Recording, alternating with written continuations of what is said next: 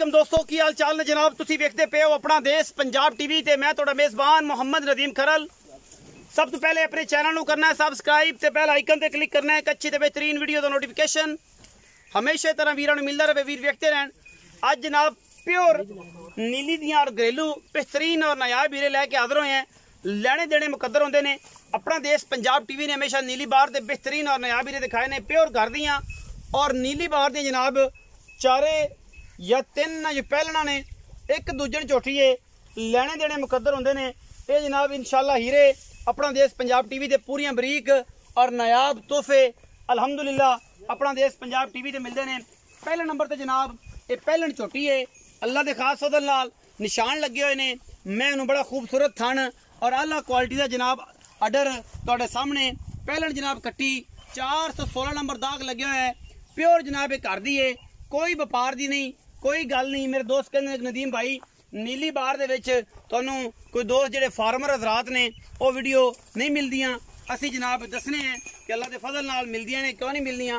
ये जनाब पहले नंबर ते साडे कोल पहलन 416 नंबर दाग लगे है। कच्च दी हड्डियां दी बनी हुई बड़ी खूबसूरत और बड़ी नायाब जनाब छोटी पहलन। कैमरामैन साहब 416 नंबर दाग रोड विखाया जे।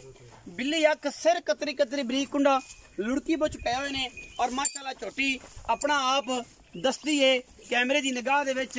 और इंशाल्लाह वीर भरा वेख के राजी हो जाएंगे जिन्हें विच कोई एतराज नहीं। और इंशाल्लाह अपना देश पंजाब टीवी ने हमेशा नीली बार दिखाई और इंशाल्लाह दिखाता रहेगा, क्योंकि असी करनी है कोशिश और मेहनत दे नाल कोशिश भी जनाब बड़ी अग्रेसिव और जनाब पूरी तगड़ी जनाब असी मेहनत करने हैं और नीली वास्ते इस तो अलावा किसी शायद नहीं।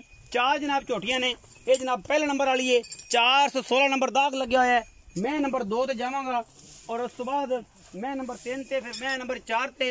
ये जनाब मैं दा मुल आपां इत्थे ही कर लेना है। आओ जी ये 416 नंबर वाली मैं दा मुल दसो। इधर आ कैमरे च मंगया इत्थे खलो। अस्सलाम वालेकुम। वालेकुम सलाम। की हाल है? ठीक ठाक। की ना है? मोहम्मद रियाज जी। मोहम्मद रियाज भाई रियाज जी सर। मैं घर दी जी घर दें वेखी व्यापार ते नहीं नहीं व्यापार देने चारे मई। जी हाँ। अच्छा भाई रियाज पहला नंबर वाली जी मैं 416 नंबर दाग लगे हुआ है जी। ये मैं जेडी है किनवे सूई? ये जी पहले ने जी पहले जी। कदों दी सूई? बस 2-4 दिन हो गए जी। 2-4 मगर की सू कट्टी है जी। ओ वखाने आखिर ते। जी। अच्छा किन्ना क दूध सोया? इनके कोल 11 किलो है दूध। 11 के 2 आटे मादा निचोड़। जी बिल्कुल। अच्छा की मोहब्बत प्यार वाला मुल है? इनके जी 3,60,000 रुपए सर। ਇਹਦੇ ਵਿੱਚੋਂ ਕੋ ਮੁਨਾਸਬ ਹੋ ਜਾਸੀ को प्यार मोहब्बत थोड़े बहुत 19 भी हो जासी। जी हो जाए। अच्छा मैं नंबर 2 ਤੇ चलिए जी। अच्छा भाई प्याज मैं नंबर 2 ए जनाब मैं नंबर 2 बच्चा खाओ जी केड़ा है इंदा बच्चे ए कट्टी जी। जी आप ए कट्टी माशाल्लाह पहले नंबर वाली जी। मैं नंबर 2 ते जा रहे हैं जी। लंगरिया का दाग लगे हुआ है खास नीली दी मई ने पूरे बॉडी स्ट्रक्चर तुहाडे सामने कूंजा रंगियां लमियां धौणा बिल्कुल और कच दे खिडावणे ने लैने देने मुकद्दर ने पूरियां बार दियां और जनाब नीली बार चरण वालियां। ये जनाब पहलना दूजना मेरे हिसाब नाल मज दूजन है, तुहाडे हिसाब नाल पहलन हो सकती है, तीसरा सूआ हो सकती है। ये तुसीं आप तसल्ली कर लेनी है। और जनाब खास नीली दियां ने दरिया दे उत्ते खड़ियां ने। ये जनाब वीरां ने भरावां ने आप ही वेख लैणियां ने कि मैं नीली दियां ने बाहर चरण वालियां ने। और इंशाल्लाह अल्लाह के फजल नाल कोई कमी कुताही किसी पासों मैं दे विच है ही कोई नहीं।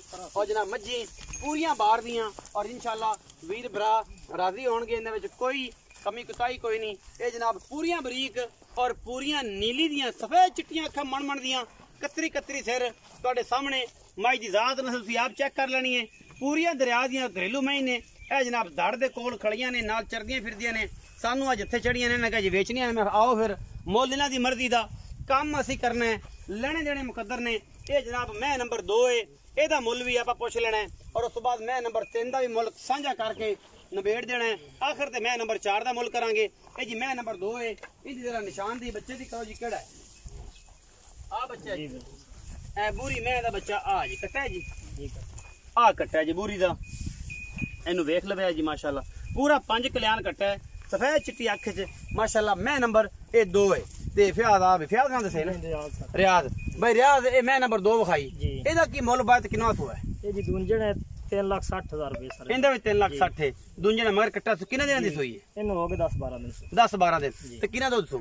इनके को है 11-12 सर। इंदे को 11-12 सेर है मतलब निचोड़ तो सारे को 10-11 किलो है।